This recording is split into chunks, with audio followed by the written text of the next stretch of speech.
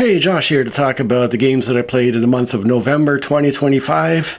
And as with the month of October, I only had one game section with my sons and one game session with my friend Paul. But I do have a couple of new video games to talk about, as well as one new big Kickstarted board game. So let's start out with the video games. Usually I go in order from the fewest hours played of the video game to most hours. This time I'm going the opposite direction, mostly because this allows me to talk about them in chronological order from how I played them in the month of November. The first one is a game called Bad North Jotunn Edition that I have 21 hours into. I did talk about this in the month of October, and I talked about how much fun this little tower defense game was. And in the month of November, I did finish my second campaign, playing through on normal difficulty and making sure that I replayed each island until I won every single island on the map and didn't lose a single house in the process, or any leaders as well. So it did mean that I had to redo several of the islands, which was a decent challenge, but it still didn't end up being overly difficult, so I had a great time with it. I still rate this game 8.5 out of 10. I think it's as far as just a really simple tower defense style game goes, it's super well done. The next one is also tower defense based, and it's a game called Wool at the Gates, which I have 10 hours into. This one, it came up because, again, I was searching for a game along the lines of Thronefall, a game that I enjoyed a ton, that I rate 9 out of 10, where it's another tower defense game where you're controlling your king, so you're running around with your king doing battle while all the rest of your soldiers are battling. And then, of course, over the course of the levels, you're building up your towers and walls and buildings and all that stuff. And so when I was looking for recommendations based on Thronefall, this one came up, and I can see why it did, because it's almost a direct copy in a lot of ways of Thronefall. So here's what I ended up writing for my review on Steam. I'm reviewing this after achieving basic victories on the tutorial plus the 5 other maps on regular difficulty, which took about 10 hours in total to complete. Thronefall is one of my favorite games, 9 out of 10 is what I rate it, and the basic structure of this game is a direct copy of Thronefall, to the point where I wonder about the ethics of copying something so closely. But on top of that basic structure, Wool at the Gates has built in a bunch of different ways that you can build out your environment using different factions and their associated units, towers, and hero abilities. As a result, this is a perfect next step from Thronefall, though I'm not really convinced that the extra complexity makes for a more fun play experience. The visual presentation of the game is certainly very cute, but I do wish there were more maps to play, so hopefully they'll continue to expand the game. So yeah, it definitely takes Thronefall and adds on a few other elements. Like I mentioned, I don't know if overall those are good or bad things, but ultimately I rated the game 8.5 out of 10, just half a rating below Thronefall, because I don't know if it's partly because it's such a direct copy of Thronefall that I didn't feel great rating it exactly the same, but it also doesn't have nearly as much content because, like I said, there are only the 5 regular maps to play on currently. And then the third video game that I had started dabbling with a bit, put aside, and came back to in November is one called Train Valley, which I have 5.5 hours into. And for my review of this game on Steam, I wrote, a decent track building game that, as with Mini Metro, became actually playable after I discovered that I could pause the game to build tracks. There's not a great deal to this game other than trying not to go over budget with the track building or getting behind schedule with setting the trains off on their routes, but it's decent fun. It would be nice if the harder levels that make you deal with more trains would also allow you to have a higher budget to build more track layouts so that they don't end up being too frustrating. But while it's not a top tier game for me, it's still fun to pull up and do a level every now and then, and I still continue to enjoy playing it. I give this game a rating of 7 out of 10. Like I said, there's really 2 keys to learning how to actually play the game. One is that pause button, so you can actually build stuff out. The second is learning to build your tracks in sort of zigzag patterns so that as more stations pop up on the map, you have lots of branching opportunities for more tracks to add to your current system. Between those two things, I was able to do well with most levels except for the very hardest. And overall, it's a pretty chill experience when played that way, and when you're not trying to achieve all the stars on each level, which some of them I don't know how you'd ever do, but mostly I'm just playing for fun and to try to get through each level without completely messing up and crashing trains or sending trains to the wrong stations.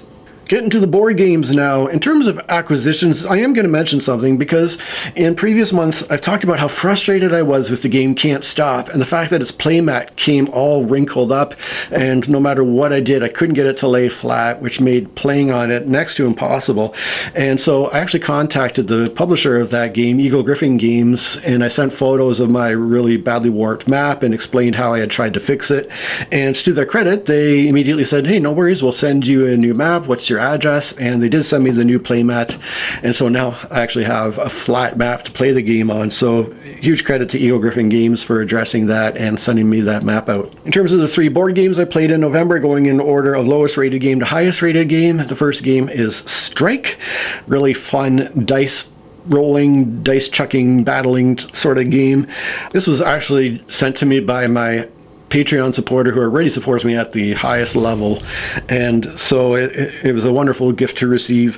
Once again, I played with my boys Evan and Wyatt. This time we did our annual Christmas tree setup, and then we sat down together to just knock off a couple of games of Strike, and it was kind of funny. They both sort of played out the same way. In both games, Wyatt, my little gambler, was eliminated first after pushing his luck too far, and then I was out second, and Evan won both of those games, I believe. So I rate this game 7 out of 10, continue to have fun with it. Wyatt gives it a 7.5 out of 10, and Evan a 9 out of 10. The next one here is the BIG Kickstarter game that I mentioned, and this is Clans of Caledonia plus the Clans of Caledonia Industria expansion, which I had pledged for on Kickstarter and had recently received. So I sat down to play this 2 players with Paul. And the reason that I got this game to begin with, because, well, in part because the theme and the art bring to mind one of my favorite games, which is Isle of Skye, which are both themed around ancient Scottish clans, and both of them have artwork done by Clemens Franz. And then in part because the Industria expansion that came with this most recent version adds a train element, and as you might have gathered from my talk of Train Valley and other video games in the past, I am a big fan of train games and kind of a sucker for any game that involves trains in general. Also, I haven't really played a lot of board games over the past few months, and partly because of that, for some weird reason, I've had an urge to play slightly heavier Euro-style games, which is really not like me at all. For example, I picked up Doggerland a couple months ago and enjoyed it a ton. But anyways, I had to get this one through Kickstarter because, as far as I know, neither the original Clans of Caledonia nor this version were necessarily going to be guaranteed available at retail. So I decided to get in on the Kickstarter, unfortunately, because, like I said, I did sit down and play it 2 players with Paul, using the base game plus a couple of the expansion modules, but not the actual train expansion part of it. Now, 2 players is definitely not an ideal way to play this game. 3 is probably the sweet spot, because 4-player games I can imagine would run very long. Even our 2-player game took a fair bit of time. I don't quite recall. It was somewhere around 2.5 hours after the rules explanation. The rules explanation itself took a fair bit of time too. But anyways, when we got through the rules and sat down to play, the first round of the game felt pretty decent because you start with a nice chunk of money and you feel like you have some money to do stuff with. Then in rounds 2 and 3, you feel like there's not enough money to do hardly anything. And so those 2 rounds fly by. Then in round 4, and then especially in the final round, round 5, all of a sudden you got your income engine up and running and you feel like you've got money to do stuff with again, and those rounds end up taking a long time to play through. But then even then it's like suddenly it's over and you're like, oh, I just wish I could have done a bit more, which is probably the sign of a good game length. But in terms of how it played out, Paul played as Clan Stewart, and he was aiming for a very efficient production engine with a lot of buying and selling in the market, whereas I played very differently. I played as Clan Mackenzie and focused on getting a bit of an income engine up and running nice and early so that I would have lots of money into the later game. And despite the fact that we played 2 very different strategies, our scores ended up being within 2 points of each other. I think somewhere in the 120-something range of points, which In terms of this game, I do consider it to be a tie game, considering that, first of all, I totally forgot that the game comes with actual score pads, which would have made the scoring part so much easier, because I was using the market track, the little 30-point track, and counting around and around in circles with our tokens on that track until we got to the total number of points. So I think the margin of error for us counting our various pointing elements plus me counting in circles on that track is probably within 2 points, so that, you know, I do consider that to be a tie game for our first experience. Then after we played, I did read the train expansion rules to see if I wanted to try the game again with the full expansion, but I was disappointed to see how the train was implemented in the game. To me, the mechanisms made very little sense with the train theme, and it mostly just seemed like they were adding more stuff to have to keep track of, and I don't know how you can really satisfactorily include all that extra stuff within that short 5-round limited game that already feels like there's so much you want to do in those 5 rounds, although it would at the same time provide more variety. Even though I will say the base game itself, especially when combined with the expansion modules, has a ton of replayability. There are just so many things that can be swapped in and out, from the way the initial boards that are double-sided are set up, to the various port tiles that come into play. There's only 4 of them in the game, and there's tons of them that could be randomly included. The way the scoring tiles are laid out, again, you only have 5 scoring tiles, 1 for each round, and there's a ton of them that can come out in different orders. So the replayability of this particular game is enormous. It already feels like kind of a wide open sandbox style game, where you have this wide open map, you have all these actions, things you can do, things you can build, and then the game says go for it, see how you can get some points going, just have fun playing with it. So it already feels very open-ended to begin with, and then it throws in all this variability. But after all that, I think my rating is going to be 7 out of 10, and Paul actually gave it the same rating, 7 out of 10 as well. It's a cool game. There's a lot of interesting stuff going on, but it's pretty long and involved. I, again, don't typically lean towards these heavier Euro-style games. For people who enjoy games like that, this would be pretty amazing, I imagine. Like I said, I was disappointed by the look of the train expansion, even though I didn't actually get to play it, and so I've settled on 7 out of 10, and I decided, as you might have seen, to put it in my unhaul pile to include in my games to auction off. And going forward, I'll just stick with Isle of Skye, that game I mentioned previously, for my Scottish clan building style of game.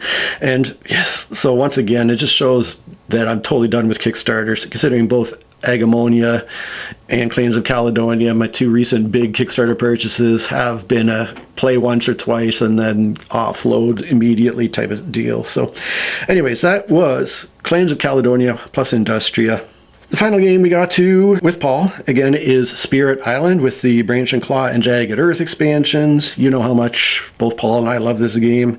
Paul played using a hard difficulty spirit called Shroud of Silent Mist, who was definitely a bit of a challenge to play, whereas I played a medium difficulty spirit called Stone's Unyielding Defiance, which actually felt more like an easy level spirit to me, because it was definitely very straightforward in the attack and defense that it used and didn't seem to be doing anything terribly complicated. But in the first few rounds of this play, we got absolutely nailed by some bad random event cards. The first few events we picked up really wiped us out pretty badly and set us back on the back foot, and actually caused our island to become blighted in record time. We don't often end up with a blighted island, and especially not this quickly, but we rallied, and it didn't take us too long to come back eventually for what turned out to be a fairly quick victory, considering how bad things were looking in the first couple of turns. So, you know, I rate Spirit Island 9.5 out of 10. Paul gives it a perfect 10 out of 10. It's an amazing cooperative game for people who like really complicated games. And that was it for November. I would love to hear what games have been hitting your table. I would really like to hear what games you've been especially enjoying lately. Please get into the comments and let me know, and let's chat about it some more. And I just really appreciate you watching. Cheers. And for my nice, it's already, we played